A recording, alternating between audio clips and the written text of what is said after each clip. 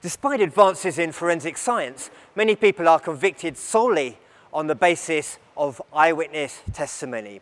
This means it's absolutely crucial that we understand how eyewitness memory operates and how reliable it is. This is one of those things where some criminal justice professionals, such as judges, argue that how eyewitness memory operates is essentially common sense, and so referring to behavioural science research has little value. Are they right? Well, let's look at one out of the many studies that have directly addressed this question. John Brigham and Robert Bothwell from Florida State University gave prospective jurors descriptions of real research studies in which people saw a simulated crime and were then asked to pick out the criminal in a lineup. The prospective jurors were asked to predict what percentage of the people in the study would be able to correctly identify the criminal. As you can see, people estimated identification accuracy to be between 51 and 71%, depending on the study. However, the actual accuracy of participants in these studies was always significantly and substantially lower, between 13 and 32%. So, the common sense beliefs of potential jurors were not true. In most cases, they weren't even close. The problem with these beliefs is that they influence how much credibility both criminal justice professionals and jurors assign to eyewitness testimony. Okay, so these were simulated crimes. Maybe eyewitness accuracy would be different in a high-stakes, real-world situation.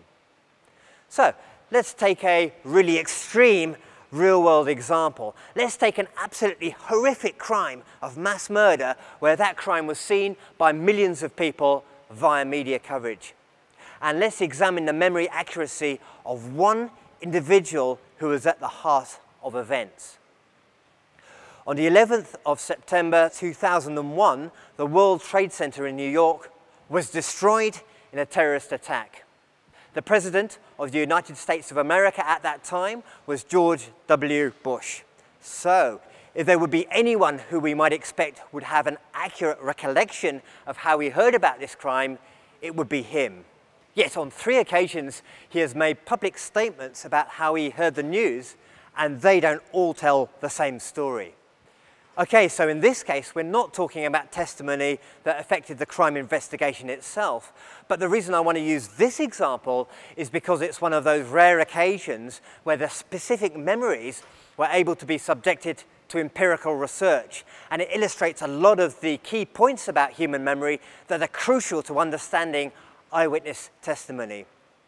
The first statement we have was made on the 4th of December 2001.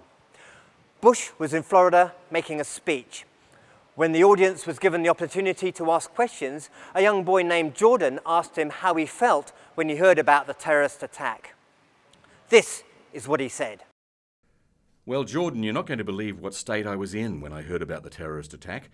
I was in Florida, and my Chief of Staff, Andy Card, actually I was in a classroom talking about a reading program that works.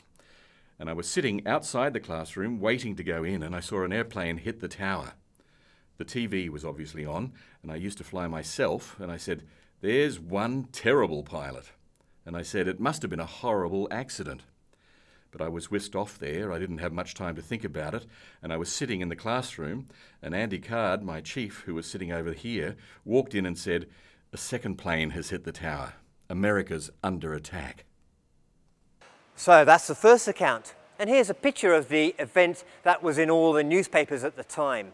Consistent with the account we've just heard, it shows Bush sitting at the front of the Florida classroom with his Chief of Staff, Andy Card, whispering the news of the second plane. So the end of the account seems to be fine, but there's one small problem with the beginning of it, namely that it's impossible. Bush clearly states that he saw the first plane crashing into the building before he went into the classroom.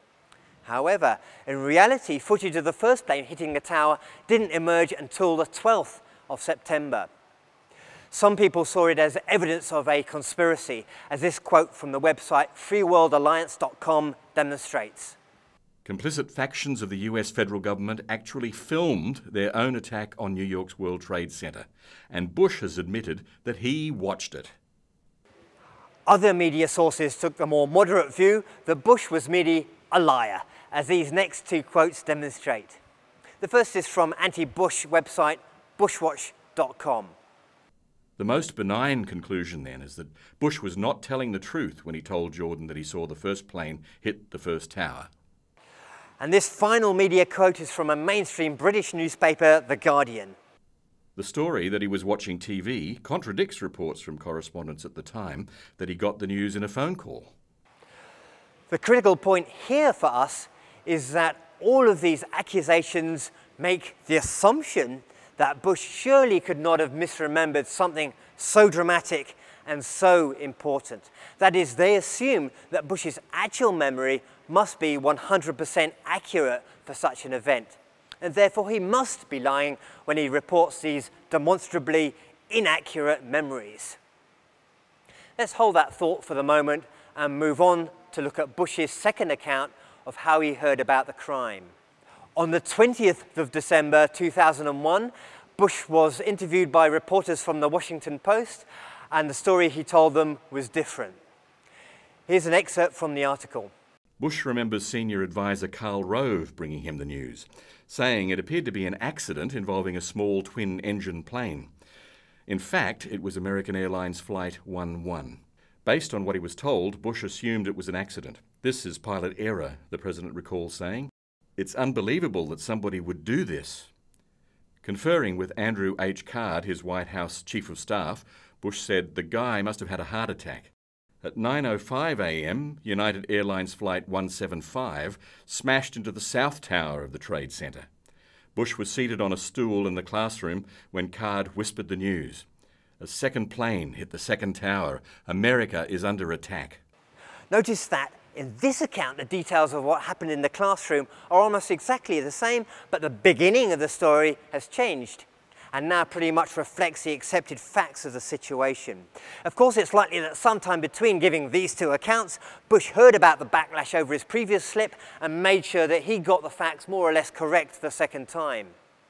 But that doesn't explain his third and final statement. On the 5th of January 2002, Bush was again fielding questions from an audience when somebody asked, "What was the first thing that went through your head when you heard that a plane crashed into the first building?" This was his response. I was sitting there and my chief of staff, well, first of all, when we walked into the classroom, I had seen this plane fly into the first building. There was a TV set on. And you know, I thought it was pilot error, and I was amazed that anybody could make such a terrible mistake. And something was wrong with the plane, or anyway, I'm sitting there listening to the briefing, and Andy Card came in and said, "America is under attack." The main thing to note here is that Bush reverted to the impossible claim that he saw the first plane crash into the World Trade Center before he entered the classroom. Again, the details of Card's entrance remain unchanged, although to some extent that's unsurprising because Bush most likely saw the photograph we looked at before in the newspapers. So if we treat these accounts as an eyewitness's memory of a crime, how would we explain these inaccuracies? We've already seen data indicating that it's not a foregone conclusion that his memory would be 100% accurate. So if he is genuinely misremembering, what could be going on?